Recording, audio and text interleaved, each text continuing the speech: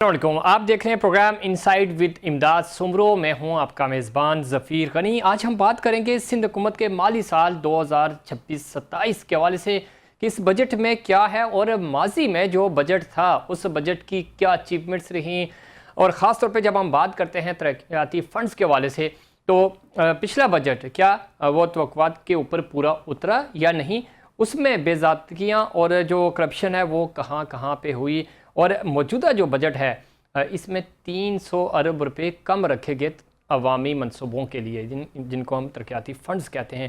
اس کی کیا وجہ ہے، اس کے پس پردہ کیا حقائق ہیں، اور کرپشن کی جب ہم بات کرتے ہیں، بدعنوانی کی جب ہم بات کرتے ہیں تو اس والے سے بھی بہت سارے ایشوز ہیں جو ہم آپ کے گوش گزار کریں گے، اور پروگرام کے اگلے حصے میں اس کے اوپر کھل کے بات بھی کریں گے، اور صدر مملکت آصف علی زرداری کے شہر کے حوالے سے بات کریں گے۔ 2 اہم تعلیمی ادارے Peoples University of Medical and Health Sciences اور نواب شاہ میں انتظامی امور، تقرریوں اور طلباء کی سہولیات اور طبی خدمات سے متعلق سامنے والے الزامات اور انتظامیہ کے موقف پر بھی گفتگو کریں گے کہ وہ کون سے ایسے عوامل ہیں جن کی وجہ سے یہ سب کچھ ہو رہا ہے۔ قائد اعظم یونیورسٹی کی جب ہم بات کرتے ہیں، نواب شاہ سے متعلق مختلف الزامات، عدالتی مقدمات اور تحقیقاتی اداروں کی کارروائیوں کا جائزہ لیا جائے گا۔ واضح رہے کہ ان معاملات میں متعدد کیسز زیر سماعت ہیں یا پھر زیر تفتیش ہیں۔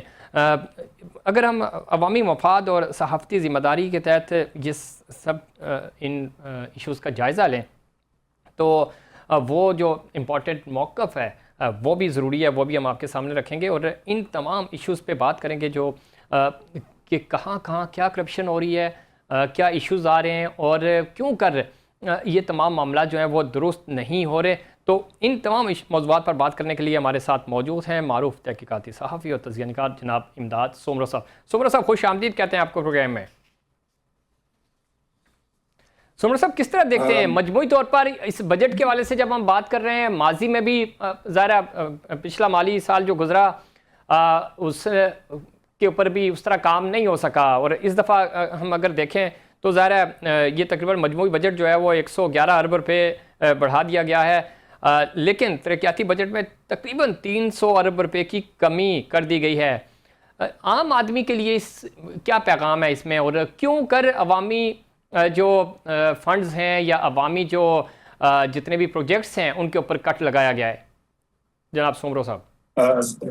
مہربانی ظفیر غنی صاحب، سب سے پہلے میں آپ سے پوری پروگرام کی ٹیم سے اور اپنے ناظرین سے معذرت چاہوں گا کہ میں اسٹوڈیو میں حاضر نہیں ہو سکا اپنے کچھ طبی معاملات کی وجہ سے۔ انشاءاللہ تعالی آئندہ جمعے سے ہم آپ کی خدمت میں حاضر ہوں گے اسٹوڈیو سے۔ دیکھیں، جس طرح آپ نے سوال کیا کہ مجموعی بجٹ میں 111 ارب روپے کا اضافہ کیا گیا، لیکن عوام کے لیے کیا ہے؟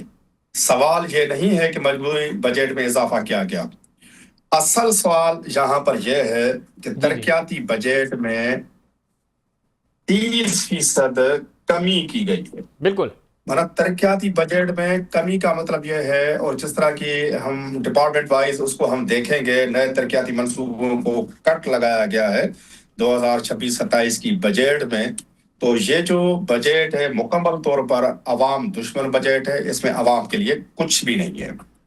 بظاہر تو سندھ حکومت نے مالی سال میں 111 ارب روپے بڑھا کر 3 خرب 562 ارب روپے کیا ہے، جبکہ گزشتہ مالی سال میں یہ بجٹ 3 خرب 451 ارب روپے تھا۔ اب اس میں 300 ارب روپے تقریباً 30% ترقیاتی اسکیمیں، ترقیاتی جو پروگرام ہے جس کو اینیول ڈیولپمنٹ پروگرام کہا جاتا ہے ADP، ٹھیک ہے، اس میں کٹ لگایا گیا ہے 30%، 300 ارب روپے کم کیے گئے ہیں۔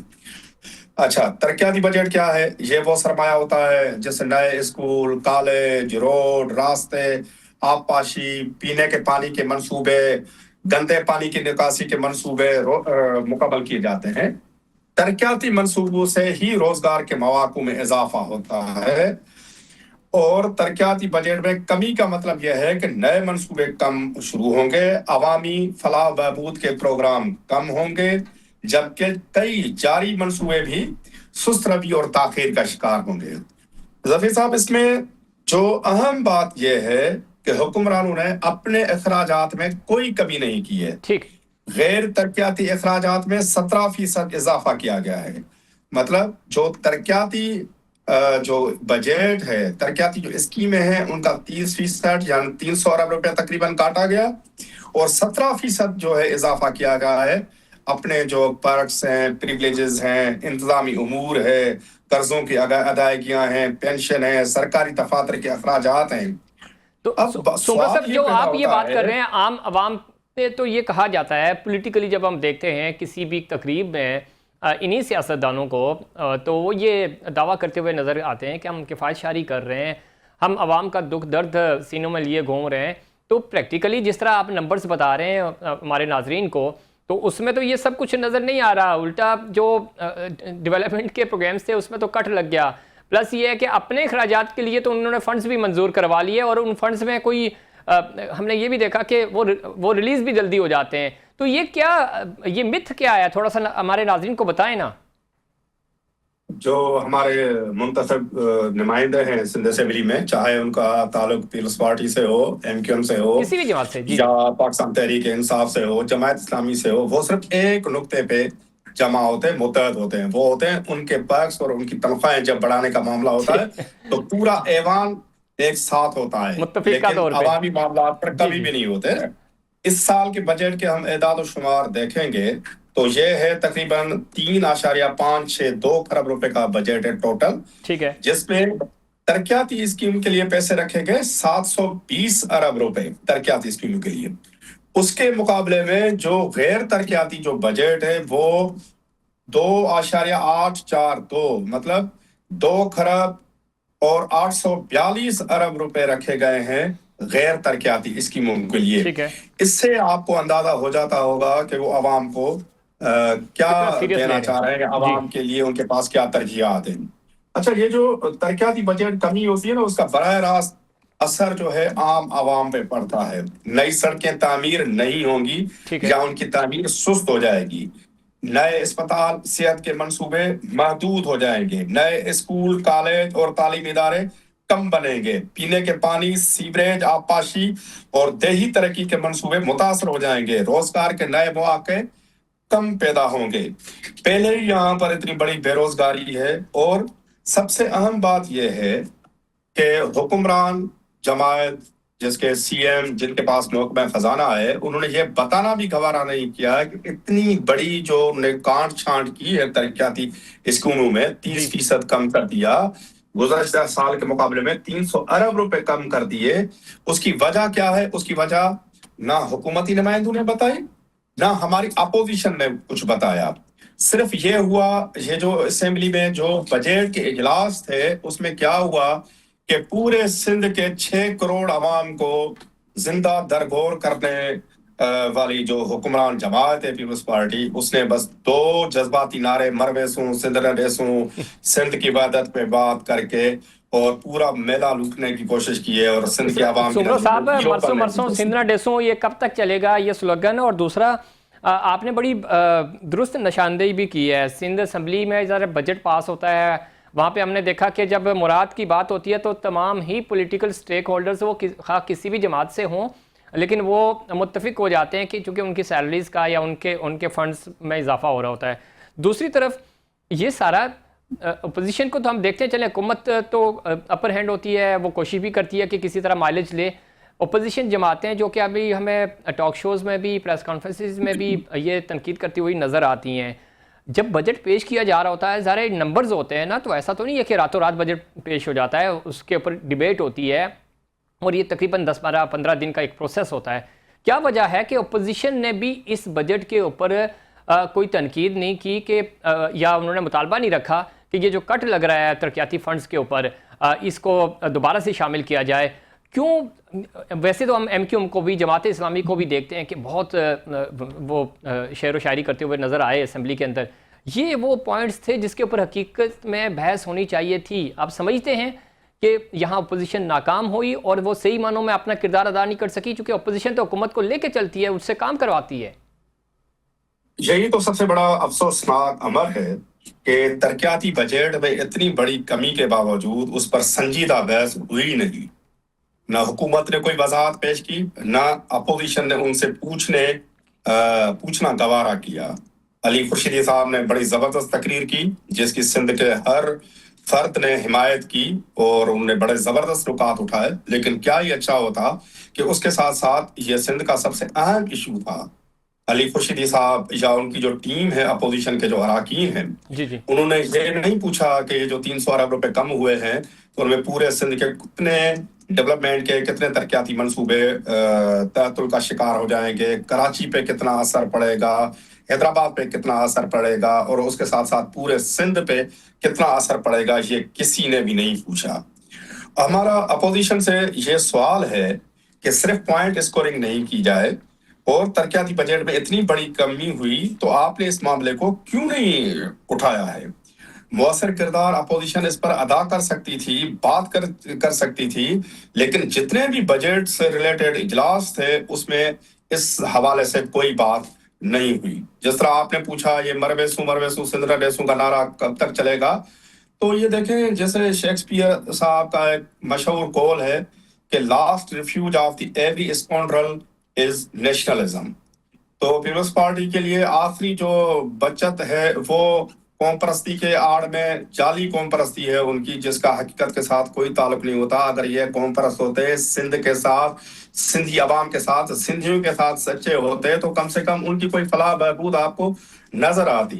اس میں سمرو صاحب بڑی دلچسپ آپ نے بات کی، میں چاہوں گا کہ اسی کو ہم کنٹینیو کریں۔ آپ نے کہا کہ نیشنلزم، دنیا بھر میں نیشنلزم ہوتا ہے، لوگ پسند کرتے ہیں نیشنلزم کو اور ہونا بھی چاہیے، اپنی ماں دھرتی سے پیار ہونا چاہیے، لیکن کیا وجہ ہے کہ سندھ میں 18 سال سے مسلسل برسر اقتدار رہنے والی جماعت وہ ایک ماڈل یو سی نہیں پیش کر سکتی، ایک ماڈل ٹاؤن نہیں پیش کر سکتی، ایک ماڈل ڈسٹرکٹ نہیں پیش کر سکتی، ایک ماڈل سٹی نہیں پیش کر سکتی؟ تو پھر یہ کیسی وطن سے محبت ہے، یہ کیسی زمین سے محبت ہے کہ وہاں پہ آپ کو کرپشن کے کیسز نظر آ رہے ہیں، وہاں پہ جو آپ کا سیاسی قبلہ ہے اس کے اندر کوئی ایسی یو سی نہیں ہے کہ جس کو آپ ماڈل بنا کے پورے پاکستان کے لیے آپ اس کو پیش کر سکیں؟ تو یہ کیسی وطن پرستی ہے اور کیسی ماں دھرتی سے محبت ہے؟ یہ صرف ڈھکوسلا ہے، جیسے میں نے عرض کیا کہ ان کی آخری پناہ نیشنلزم میں ہوتی ہے۔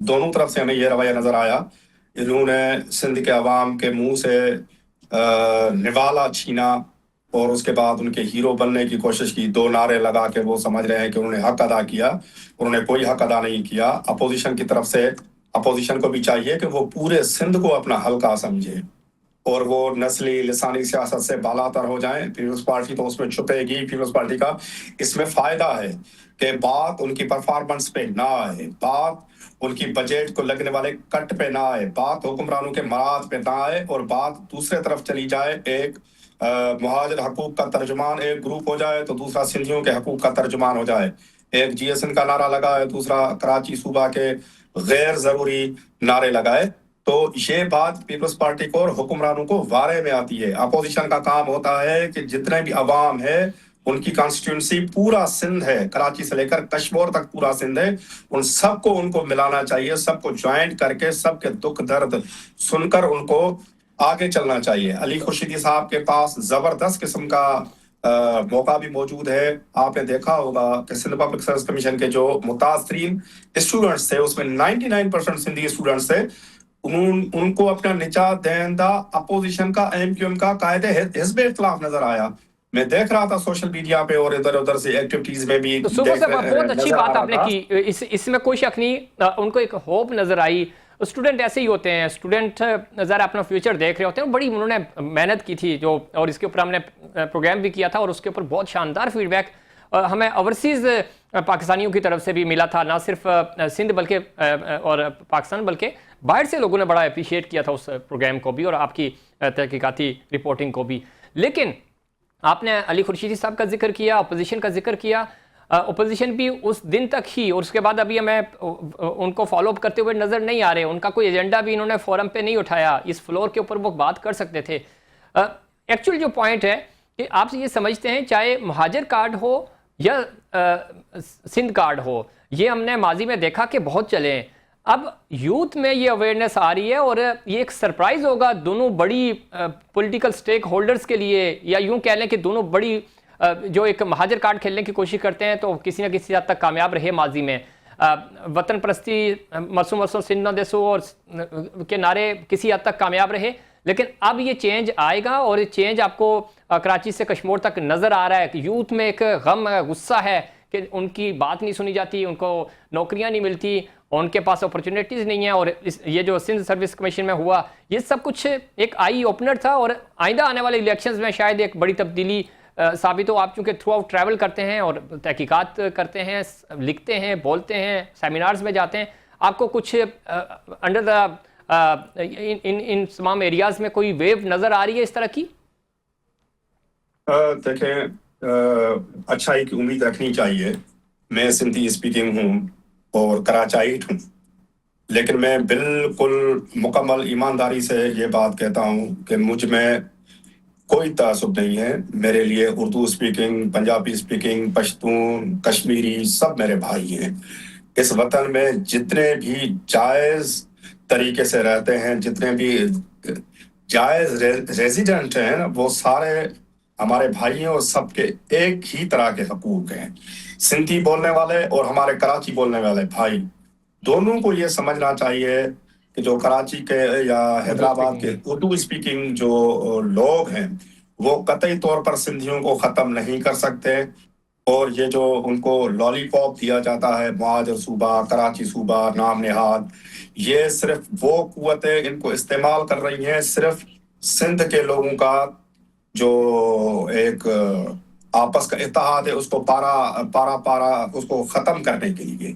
ہم سب کی، سندھیوں کی اور اردو بولنے والے سندھیوں کی بھلائی اس میں ہے کہ ہم سب یونائٹ ہو جائیں، اور بجائے اس طرح کے نفرت انگیز نعروں کے کہ ہمیں کبھی ایم کیو ایم کے لیڈر نسلی اور لسانی نعروں میں ہمیں الجھا کر بیوقوف بنا کر وہ 300-400 لوگوں کا گروپ ارب پتی خرب پتی بن جائے، اور دوسرے طرف مرویسوں سندھ ریسوں اور جی ایس ان کے جعلی دارے لگا کر پیپلز پارٹی کے رہنما ہمیں استعمال کر جائیں، تو یہ ایلیٹ ہے، ان کی آپس میں رشتہ داریاں ہیں۔ خدا نہ خواستہ ہماری دھرتی کو، خدا نہ خواستہ 2 دفعہ میں کہوں گا، اور ہمارے پاکستان کو کوئی نقصان ہوتا ہے تو اس پولیٹیکل ایلیٹ، چاہے وہ پیپلز پارٹی سے تعلق رکھتی ہو، ایم کیو ایم سے ہو، نواز لیگ کے ہو، ان کو کچھ بھی نہیں ہوگا۔ یہ ایک بریف کیس میں چلے جائیں گے، ایک بریف کیس لے کر پہلی فلائٹ پکڑ کے چلے جائیں گے۔ ان کے کاروبار، ان کی فیملیاں امریکہ، کینیڈا، لندن، دبئی میں سیٹلڈ ہیں، مارے جائیں گے۔ میرے آپ جیسے lower class, lower middle class اور مڈل کلاس کے لوگ جن کا جینا مرنا اس دھرتی کے ساتھ ہے، اس کراچی کے ساتھ ہے، سندھ کے ساتھ ہے، پاکستان کے ساتھ ہے، تو عام عوام میں تبدیلی کی بہت ضرورت ہے۔ امید نظر بھی آ رہی ہے، لوگ پیپلز پارٹی کا اور ایم کیو ایم کا دونوں کا لسانی کارڈ وطن پرستی کے جھوٹے نعروں کو سمجھ چکے ہیں۔ مجھے ہوپ نظر آتی ہے نوجوانوں میں، یہ جو ہماری جنریشن زی ہے بہت تیز ہے، ہم آپ سے بھی زیادہ تیز ہیں، چیزوں کو میرٹ پہ دیکھتے اور میرٹ پہ پرکھتے ہیں۔ ان کا اصل امتحان ہے کہ کوئی ایسی پولیٹیکل قوت سامنے آئے جو حقیقی میرٹ پہ کام کرے۔ میں اگر ووٹ دوں تو اس بنا پہ نہیں دوں کہ فلاں سندھی ہے تو اردو اسپیکنگ کو نہیں دینا چاہیے، میں دوں میرٹ پہ۔ میں برملا کہتا ہوں کہ کراچی کے حلقے سے اگر علی خورشیدی جیسا بندہ کھڑا ہوگا تو میں 100 پیپلز پارٹی کے امیدوار کھڑے ہوں، بھلے وہ میرے سندھی ہوں، سومرو ہوں، میں ان کو قطعی طور پہ ووٹ نہیں دوں گا، میرا ووٹ علی خورشیدی صاحب کو ہی جائے گا۔ بالکل۔ تو اس لیے رنگ، نسل، لسان سے بالاتر ہو کر جب ہم میرٹ پہ اور پولیٹیکل نظریات کی بنیاد پہ ایک سیاسی پارٹی آئے گی جو تمام طبقات کو ساتھ لے کر چلے گی، تو یہ جو اوپر والا طبقہ ہے جو مختلف نعروں میں ہمیں الجھا کر اور اپنا الو سیدھا کرتا ہے اور خود ارب پتی اور خرب پتی بن جاتا ہے، ان کی حوصلہ شکنی کرنی ہوگی اور سپورٹ کرنا ہوگا اس سلوگن کو کہ آپ ترقی کو ووٹ دیں، میرٹ کو ووٹ دیں، اور وہ ان لوگوں کو سپورٹ کریں جو صحیح معنوں میں میرٹ کی بات کرتے ہیں، نہ کہ ان تعصبات میں الجھا کر قوموں کو اور صوبوں کو اور اس ملک کو پیچھے دھکیلیں۔ ایک چیز اور جو علی خورشیدی صاحب نے بھی ذکر کیا، اور وہ ظاہر تحقیقاتی، آپ خود صحافی ہیں، اور بینظیر انکم سپورٹ پروگرام کے حوالے سے جو آئی اوپنر لگا، جو نمبر سامنے آئے ہیں، اور ایک شوہر کی 5,000 بیویاں سامنے آئی ہیں، اور اس طرح کی بدعنوانی سامنے آئی ہے، اتنی بڑی کرپشن، تو اس کے اوپر بھی میں آپ سے جانوں گا، لیکن اس سے پہلے ہم شامل کریں گے وقفہ، اور وقفے سے واپس آئیں گے تو جانیں گے کہ یہ اتنی بڑی سطح پر کیوں کرپشن ہو رہی ہے اور اس کا خاتمہ کیسے ممکن ہوگا۔ ایک اچھا پروگرام چلتے چلتے کیوں کرپشن کی نظر ہو رہا ہے، لیکن اس سے پہلے کمرشل بریک۔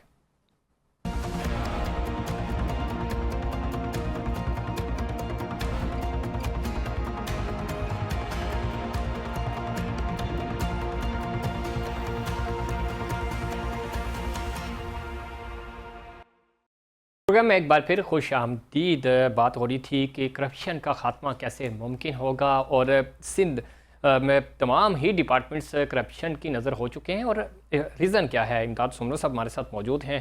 سمرو صاحب، بریک سے پہلے ہم بات کر رہے تھے خاص طور پہ بینظیر انکم سپورٹ پروگرام کے حوالے سے. گو کہ وہ ایک الگ ٹاپک ہے، اس کے اوپر ہم ڈیبیٹ بھی کریں گے کسی اگلے شو میں.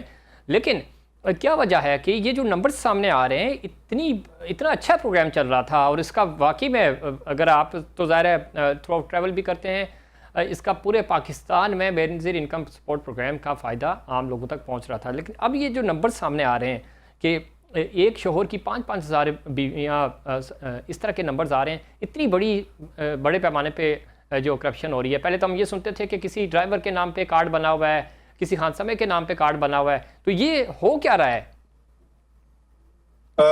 ظفیر غنی صاحب، یہ جو سندھ کی حکمران جماعت ہے نا، پیپلز پارٹی، جی، اس کے جو یونین کاؤنسل لیول پر جو وڈیرا پیر، سردار، وڈیرا جاگیردار اور بڑی بڑی سیاسی شخصیات، بڑے بڑے سیاسی بت جو بیٹھے ہوئے ہیں، وہ 3 چیزوں پہ کو تو اپنے باپ کا حق سمجھتے ہیں.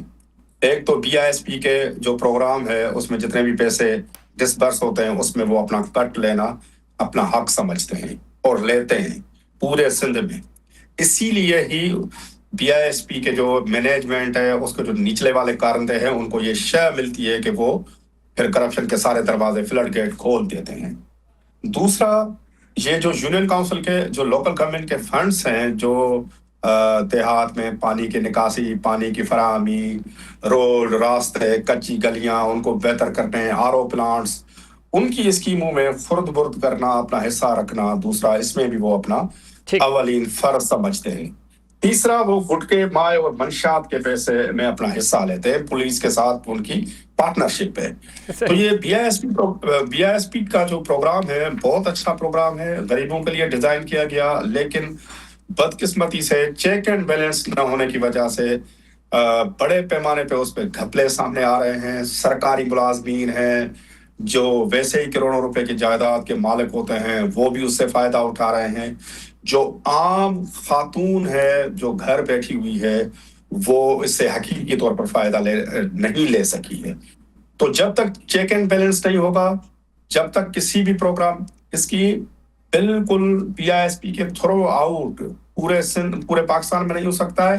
تو سندھ کے لیول پہ جتنی بھی ڈسبرسنگ ہوئی ہے، اس کی پنجاب فورنسک لیب سے ایک فورنسک آڈٹ کرائی جائے، اور جو بھی اس غلط کاری پہ ملوث ہے، اس کو بالکل سزا ملنی چاہیے. اس کو مجرم ڈکلیئر کرنا چاہیے، ان کی نوکریاں ختم ہونی چاہیے، یا پرائیویٹ لوگ جو ہیں ان کو بھی پکڑ کے قانون کی گرفت میں لانا چاہیے. بالکل ٹھیک ہے آپ نے. اچھا، Peoples University of Medical and Health Sciences کی بات کر لیتے ہیں. سمرو صاحب، یہ معاملات کیا ہیں جہاں پہ نواب شاہ کی جب ہم بات کرتے ہیں مختلف انتظامی، تدریسی اور طبی معاملات پر سوال اٹھائے جا رہے ہیں؟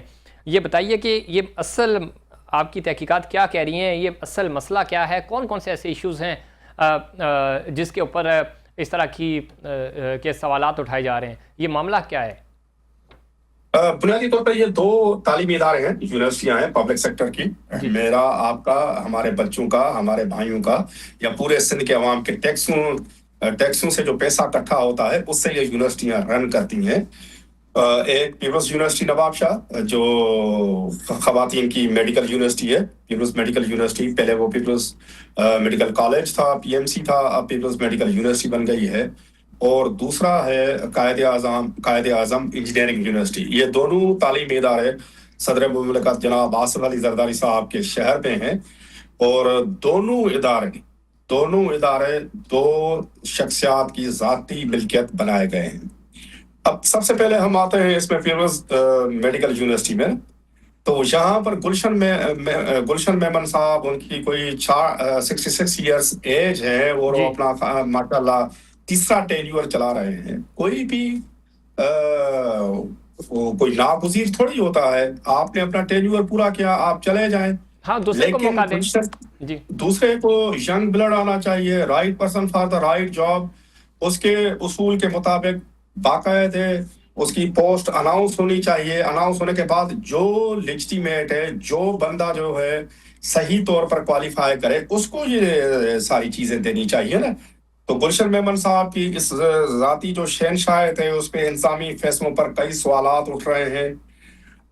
رجسٹرار کی جو تقرری ہے، جو رجسٹرار ہے وہ بتایا جا رہا ہے کہ 75 سالہ جو شخص ہے جو نوکری کے لیے اپلائی نہیں کر سکتا اس کو رجسٹرار بنایا گیا ہے. نئے وائس چانسلر کی تقرری میں تاخیری حربے استعمال کیے جا رہے ہیں کہ تاکہ گلشن میمن کی پوزیشن کو خطرہ نہ ہو. سیاسی اثر رسوخ استعمال کیا جا رہا ہے. انٹرویو کا عمل بار بار مؤخر کیا جاتا ہے تاکہ گلشن میمن صاحب اپنی اس پوزیشن پر بحال رہے. دوسرا سب سے بڑا جو وہاں پر مسئلہ ہے وہ ہے انتظامی نظام ہے، اس پر سنگین سوالات اس کے اوپر بھی آئیں گے. لیکن سمرو صاحب، یہ کون ان کی پوچھ پناہی کر رہا ہے؟ گلشن میمن صاحب کس کے اتنے زیادہ گلشن بنے ہوئے ہیں کہ جو جن کو گھر بھیجنے کا دل نہیں چاہ رہا؟ تو کچھ تو ہوگا، ایسے تو نہیں، اتنے اسٹرانگ تو نہیں ہو سکتے. اور بھی جو امیدوار بیٹھے ہوئے ہیں تو وہ بھی تو اپنی کوششیں کر رہے ہوں گے نا کہ ہم بھی گلشن میمن بن سکیں. دیکھیں، سندھ میں جو بھی لاقانونیت، جو بھی برائی، کوئی بھی غلط کاری، کوئی بھی کرپشن کچھ بھی ہوگی نا، آپ اس کے پیچھے جائیں گے تو آپ کو پیچھے کوئی نہ کوئی سیاسی وڈیرا نظر آئے گا.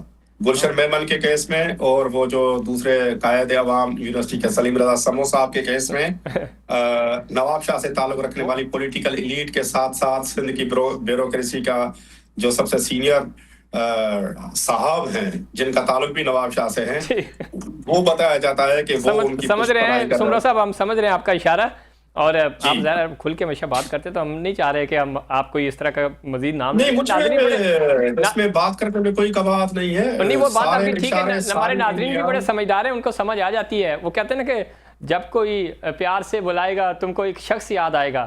تو میں سیدھی بات کر رہا ہوں. چیف سیکرٹری صاحب سندھ کے آصف شاہ صاحب، ان کے اوپر انگلیاں اٹھ رہی ہیں کہ ان کی پشت پناہی ہے، اور اس کے ساتھ ساتھ وہاں پر جو زرداری ہاؤس ہے ان کی پشت پناہی ہے.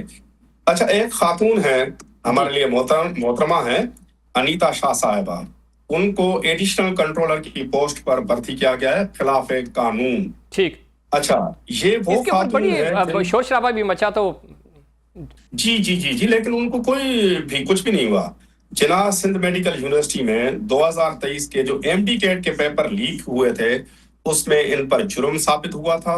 اس کے بعد یہ جو پیپلز یونیورسٹی ہے اس میں نرسنگ کے 17 امتحانی پرچے بھی لیک ہوئے تھے، وہ بھی الزام ان پہ لگا تھا. پہلے والے الزام پر ان کو جناح سندھ میڈیکل یونیورسٹی سے برطرف کیا گیا تھا.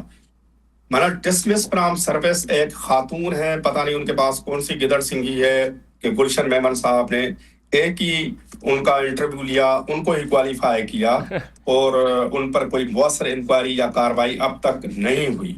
اگر یہ ساری باتیں درست ہیں، میں نے گلشن میمن صاحب کو اپروچ کیا، سلیم رضا سمو صاحب کو اپروچ کیا، ان کے PRO ترجمان کو اپروچ کیا، لیکن ہمیں ابھی تک ان کا کوئی بھی جواب موصول نہیں ہوا. انہیں اپنا ورژن موقف نہیں دیا ہے. یہ پلیٹ فارم ان کے لیے حاضر ہے، وہ جب بھی دینا چاہیں آپ کو دیں، ڈائریکٹ پروگرام کے پروڈیوسر صاحب کو دیں یا مجھے دیں، تو ہم ان کا موقف بھی چلائیں گے. بالکل، ہمارا یہ فورم موجود ہے، اور کسی کا بھی کوئی بھی جو الزامات سامنے آ رہے ہیں تو ہمارا یہ فورم ہے. ظاہر ہے ہمارا کام ہے کہ حقائق کو رپورٹ کرنا، اور ہم ان کے موقف کو بھی ناظرین کے سامنے رکھیں گے. دوسرا جو امپورٹنٹ ہے سمرو صاحب، اس کے ساتھ ساتھ یہ طلبہ ہاسٹل کا مسئلہ بھی ہے. وہاں پہ پانی پینے کے جو صاف پانی ہے اس کا مسئلہ ہے، امتحانی عمارت کا مسئلہ ہے، طبی سہولیات.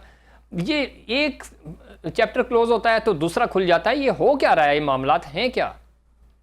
جب ہیڈ آف دا ڈپارٹمنٹ 9 سال سے براجمان ہوگا، دوسرا تیسرا ٹینیور کر رہا ہوگا، اور اس سے کوئی چیک اینڈ بیلنس اس کے اوپر نہیں ہوگا، پوچھ گاچھ اس سے معاف ہوگی، تو پھر تو یہ مسئلے مسائل ہوں گے. 15 ملین روپے یعنی کہ 1.5 کروڑ روپے سے واٹر سپلائی اسکیم ایک شروع ہو رہی تھی، لیکن وہ بھی ناقص تعمیری معیار اور کرپشن کی وجہ سے فعال ہونے سے پہلے تباہ ہو گئی. بچیاں پینے کے صاف پانی سے محروم ہیں. اس کے علاوہ بڑے پیمانے پہ ترقیاں دی گئی صرف من پسند افراد کو، جو میریٹوریس پروفیسر تھے، میریٹوریس افسران تھے، ان کو نظر انداز کیا گیا. ابھی تک ان سارے معاملات کو کوئی بھی جائزہ نہیں لیا جا رہا، اس کی کوئی تحقیقات نہیں کی جا رہی، اور گلشن صاحب اس پورے گلشن کے بے تاج بادشاہ ہیں. اور سپورٹ کا میں نے اشارتاً پھر کھل کر آپ کو بتایا کہ ان کو یہ سپورٹ ہے. جب تک سندھ کے تعلیمی ادارے ہو، سندھ کی یونین کاؤنسل ہو، سندھ کے ڈپارٹمنٹس ہو یا سندھ کا کوئی بھی ادارہ ہو، جب تک وہ رول آف لا کے انڈر نہیں آئے گا اور مکمل ٹینیور ختم ہونے کے بعد اس کو رخصت کر کے اس کی جگہ پر کسی صحیح بندے کو نہیں لایا جائے گا، تو اس سے زیادہ سنگین معاملات سامنے آنے کی توقع کر سکتے ہیں. سمرو صاحب آپ ٹھیک کہہ رہے ہیں، لیکن پچھلے دنوں آپ کی نالج میں بھی ہوگا یقیناً چیئرمین پاکستان پیپلز پارٹی جناب بلاول بھٹو صاحب نے کہا تھا کہ میں کسی بھی طرح کوئی کمپرومائز برداشت نہیں کروں گا اور جنرلی کام کیا جائے، لوگوں کے مسئلے سنے جائیں، ڈپارٹمنٹس میں جو پرابلمز آ رہی ہیں وہ دور کی جائیں.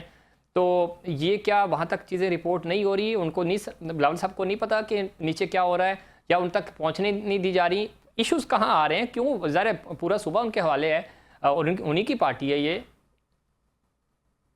آپ بالکل صحیح کہہ رہے ہیں. میں سمجھتا ہوں کہ اگر وہ صد کے دل سے، صحیح نیت سے اگر وہ چیزوں کو دیکھنا چاہیں، آصف زرداری صاحب دیکھنا چاہیں، ان کے شہر کا معاملہ ہے، ان کے صوبے کا معاملہ ہے، اور ان کی جتنی بھی پولیٹیکل بیس ہے پورے پاکستان میں، جو عزت ہے، وقار ہے، وہ سندھ کی وجہ سے ہے. تو سندھ پر توجہ دینا ان کے اس میں ہے ہی نہیں. اس بجٹ میں ایک جو انہونی چیز ہم نے نوٹس کی، جو علی خورشیدی صاحب کی مہربانی ہے، انہوں نے اس کو پوائنٹ آؤٹ کیا کہ ملتان میں سندھ کے پیسوں سے آئی ٹی پارک بن رہا ہے. ملتان ہمارا شہر ہے، لیکن ملتان کے لیے پنجاب گورنمنٹ کوئی بجٹ رکھے، آئی ٹی پارک رکھے. سندھ گورنمنٹ کو تو میں کہتا ہوں شرم آنی چاہیے کہ پورے سندھ میں کوئی آئی ٹی پارک نہیں ہے. سمرو صاحب یہ بھی المیہ نہیں ہے، یہ مذاق نہیں ہے؟ سندھ کے عوام کے ساتھ آپ ٹیکس یہاں سے لیں، کلیکشن آپ یہاں سے کریں، اور اس کے بعد پروجیکٹس آپ جا کے ملتان میں اور وہاڑی میں تو پتہ نہیں کہاں بنا رہے ہیں. سنگین مذاق ہے نا. اس سے پہلے بھی ہم نے 2024 میں غالباً ہم نے رپورٹ کیا تھا، 2 بڑے تعلیمی ادارے، ایک پنجاب میں اور ایک کے پی میں بنائے گئے تھے سندھ گورنمنٹ کی بجٹ سے. سندھ کا المیہ یہ ہے کہ یہاں پر جو سینیٹ آف پاکستان ایک ادارہ شہید ذوالفقار علی بھٹو نے بنایا تھا، اس کا مقصد صرف یہ تھا کہ ہر صوبے سے ایک جتنی جو ہے نمائندگی ہو. تو سندھ کے حصے میں بھی 25 سینیٹر آئے، تو سندھ کے حصے میں پنجاب، کشمیر، پتہ نہیں کہاں سے یہ لوگ، کے پی کے سے لوگ ڈھونڈ کے ان کو یہاں پر سینیٹر بنایا جاتا ہے. ان کا میرٹ آج تک ہمیں سمجھ میں نہیں آیا. سندھ کی نمائندگی سندھ کا باشندہ ہی کر سکتا ہے. سندھ کی نمائندگی کراچی، حیدرآباد، سکھر، لاڑکانہ، دھاتو 7 کا بندہ کر سکتا ہے. پنجاب اور کے پی کے سے قطعی طور پر کوئی بھی آدمی آتا ہے تو وہ سندھ کے لوگوں کے ساتھ وہ بات ٹھیک ہے آپ کی سمرو صاحب. آن لائٹر نوٹ، فیصل وابڈا صاحب اگر نمائندگی کریں تو پھر تو کوئی مسئلہ نہیں ہے نا، آبجیکشن تو نہیں ہے نا. فیصل وابڈا صاحب پہلے وہ خود وضاحت کریں، وہ ہیں کس کے نمائندے؟ میں اس لیے کہہ رہا ہوں کہ آپ نے کہا نا کہ سندھ ایٹ لیسٹ وہ سندھ کے تو ہیں، یہ تو آبجیکشن نہیں کر سکتے نا. آپ یہ پوچھ سکتے ہیں آپ کے کس کے نمائندے ہیں، لیکن ایٹ لیسٹ سندھ کے تو رہنے والے ہیں. فیصل وابڈا صاحب جیسی شخصیات سے تو بہتر ہے کہ بھلے پنجاب اور کے پی سے کوئی صحیح آدمی آ جائے. چلیں یہ بات بھی آپ کی ٹھیک ہے. اچھا، کیا کوئی آڈٹ، آزادانہ انکوائری اس معاملے پہ کوئی مناسب حل ہوگا؟ آپ جیسے جو انٹلیکچوئلز ہیں، تحقیقاتی رپورٹرز ہیں، جرنلسٹ ہیں، اور پھر سول سوسائٹی ہے، اکیڈمیا کے لوگ ہیں، آن بورڈ لے کر کچھ تحقیقات کی جائیں. جناب سمرو صاحب، پہلے تو یہ جو ڈی ٹی آڈٹ کا ایک ڈپارٹمنٹ ہے، اگر وہ اپنا ایمانداری سے کام کرے، اور ہر ادارے میں ایک انٹرنل آڈٹ کا ایک نظام ہوتا ہے، وہ اپنا کام صحیح کرے. اس کے بعد بڑی لیول پہ جو منسٹر ہیں اسماعیل راہو صاحب، اچھی شہرت ہے ان کی، جی بالکل، وہ اپنا کام صحیح کریں. سیکرٹری عباس بلوچ صاحب ہیں، وہ اپنا کام کریں. اس کے اوپر سی ایم سندھ ہیں، یا جس طرح یہ آصف زرداری صاحب کے شہر کے 2 تعلیمی اداروں کا معاملہ ہے، تو زرداری صاحب خود اس معاملے پہ انٹروین کریں، بلاول صاحب اس کو دیکھیں، تو معاملے سیدھے ہو سکتے ہیں. لیکن سب سے پہلے یہ جو گلشن میمن صاحب اور سلیم رضا سمو صاحب، ان دونوں کو فی الفور برطرف کر کے، ان کے عہدوں سے برطرف کر کے، ان کے جتنے بھی ٹینیورس میں جو بھی چیزیں ہوئی ہیں، اچھی ہوئی ہیں، غلط ہوئی ہیں، ان کا بے ریا قسم کا ایک فورنزک آڈٹ کرایا جائے، اور اس کے علاوہ ان کے تمام معاملات کا جائزہ لیا جائے، ان کو ہٹایا جائے. اگر یہ کسی بھی معاملے میں ملوث پائے جاتے ہیں، اپارٹ فرام ان کے کنیکشنز، ان کی وابستگی، سیاسی وابستگی، سب سے ہٹ کر کسی نہ کسی پہ ریسپانسبلٹی فکس کر کے ان کو سزا ملے، تاکہ کسی اور تعلیمی ادارے یا کسی اور ادارے میں کوئی اس طرح کی بات اس طرح کا معاملہ اس طرح کا ایکٹ کرنے کا سوچے بھی نہیں. ٹھیک ہے. لیکن جب آپ 2-3 ٹینیور کسی شخص کو دے دیں گے اور اس کو اسی ادارے کا آپ بے تاج بادشاہ بنا دیں گے تو اس طرح کی مثالیں آپ کو نظر آئیں گی. بالکل درست کہہ رہے ہیں، اور مسئلے ختم ہی نہیں ہو رہے. ٹائم ہمارے پاس ختم ہوتا جا رہا ہے سومرو صاحب. اب تو ہم آئے ہیں قائد عوام یونیورسٹی نواب شاہ کے حوالے سے میں پوچھوں گا آپ سے. یہاں پہ بھی ویسے ہی مسائل ہیں، وائس چانسلرز کا ایشو ہے، انتظامیہ سے متعلق مختلف الزامات ہیں، عدالتی مقدمات ہیں، تحقیقاتی اداروں کی کارروائیاں زیر بحث ہیں. یہ کیا معاملات ہیں، اور یہ آپ کی جو تحقیقات ہیں اس کے مطابق الزامات تو لگ رہے ہیں لوگوں ہیں کہ کون کون سے الزام ہیں اور ان کی کیا بنیاد ہے؟ ظفیر غنی صاحب، میں جو بھی عرض کروں گا نا وہ ڈاکومنٹری ایویڈنس کے بیسس پہ کروں گا. قائد عوام انجینئرنگ یونیورسٹی جو ہے نواب شاہ کی انجینئرنگ اینڈ ٹیکنالوجی یونیورسٹی، جی اس کے جو انتظامی معاملات ہیں نا وہ عوامی مفاد کا معاملہ ہے، عوامی مفاد کا موضوع ہے. کیونکہ اس کی جتنے بھی ایکسپینسز ہیں وہ جو گلشن کا کاروبار وہاں پر چلتا ہے اس میں سندھ کے عوام کے خون پسینے کی کمائی کے ٹیکس سے وہ چلتا ہے. اور یہ جو ہم گفتگو کر رہے ہیں اس کا مقصد کسی فرد کو مجرم قرار دینا نہیں ہے، بلکہ عوامی مفاد سے متعلق اٹھنے والے سوالات پر شفاف جواب دہی کا مطالبہ کرنا ہے. بالکل. اور ہم یہ مطالبہ کرتے رہیں گے، پوائنٹس اٹھاتے رہیں گے. یہاں پر بھی سلیم رضا سمو صاحب، مولوی صاحب ماشاءاللہ بڑی وہ ان کی نورانی شخصیت ہیں، تو گزشتہ 9 سال سے تیسرے ٹینیور میں وہ براجمان ہیں اور یہاں سے جانے کا کوئی ان کا ارادہ نہیں ہے. اس قائد عوام انجینئرنگ یونیورسٹی کے ساتھ ساتھ ان کے پاس سکرن کی ویٹنری یونیورسٹی کا بھی چارج ان موصوف کے پاس ہے. 67 ایئرز، غالباً 67 ایئرز ان کی ایج ہے، لیکن وہ تیسرا ٹینیور کرنے کے بعد ایک یونیورسٹی دوسری یونیورسٹی اور وہ یہ قبضہ چھوڑنے کے لیے تیار نہیں ہے.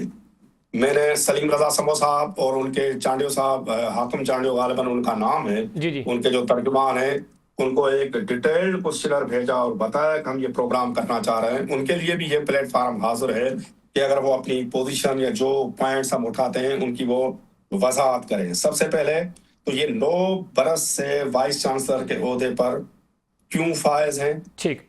اس دوران گورننس، شفافیت اور احتساب کے مطلوبہ معیار کو کس طرح ممکن بنایا جا سکتا ہے کہ جب آپ ایک بندے کو ایک ادارہ، تعلیمی ادارہ بالکل اس کی جاگیر کے طور پر دے دیں. میرے پاس جو سرکاری دستاویزات موجود ہیں، پہلی مدت میں انہوں نے ایک سرکاری الٹس ٹویوٹا گاڑی انتہائی کم قیمت پر آکشن کرا کر اپنے نام پر منتقل کی، اپنے ذاتی نام پر منتقل کی. ٹھیک.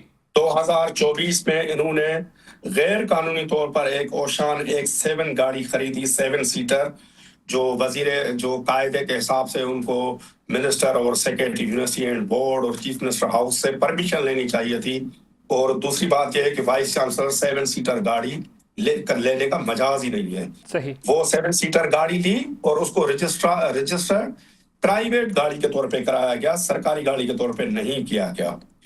اس کے علاوہ ان کے اوپر ایک الزام ہے کہ انہوں نے وزیر اعلیٰ ہاؤس کو مسلیڈ کیا، گمراہ کیا، غلط seniority list C M house میں جمع کرائی، صرف اپنے ایک من پسند جونیئر ترین پروفیسر کشن چند بکوانا کو پرو وائس چانسلر بنایا.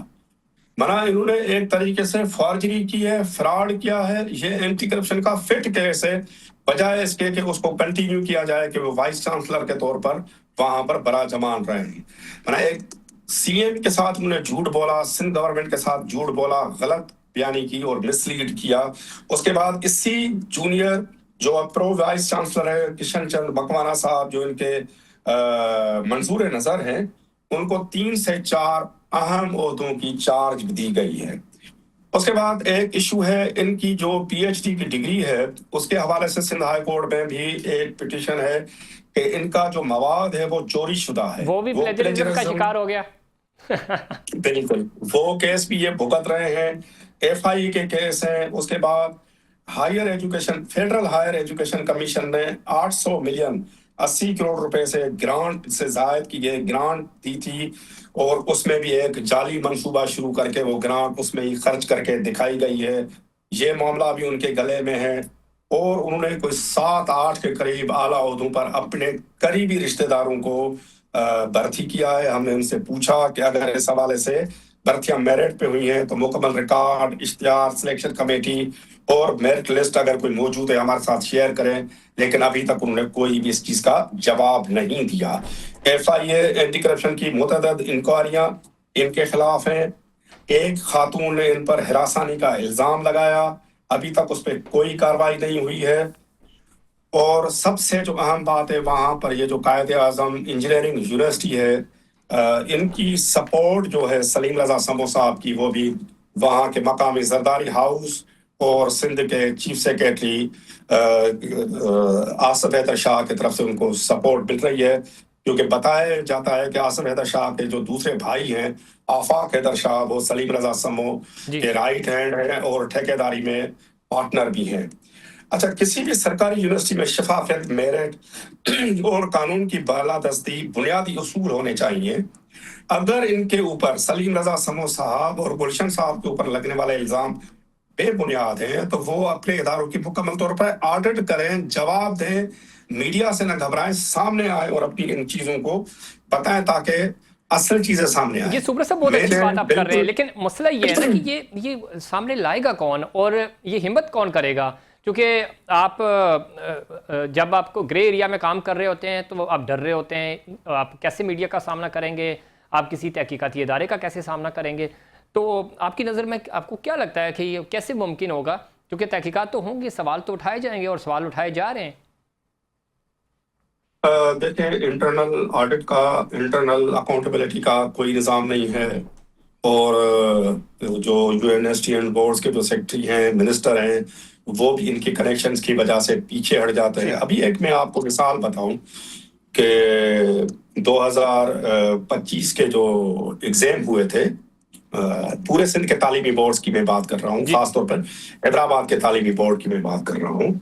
तो उस पर जो मरकजी मुलजिम है, जिस पर इल्जाम है, जिनके ऊपर एंटी करप्शन तहकीकात भी कर रही है कि उन्होंने कोई 3,500-4 हजार नंबर स्टूडेंट्स के मुबैना करप्शन के एवज उनके नंबर्स बढ़ाए हैं, उन साहब को उनका टेन्यूर पूरा हो गया। शकील लगारी उनका नाम है, बेसिकली मेहरान इंजीनियरिंग यूनिवर्सिटी जामशरो के वो उस्ताद हैं।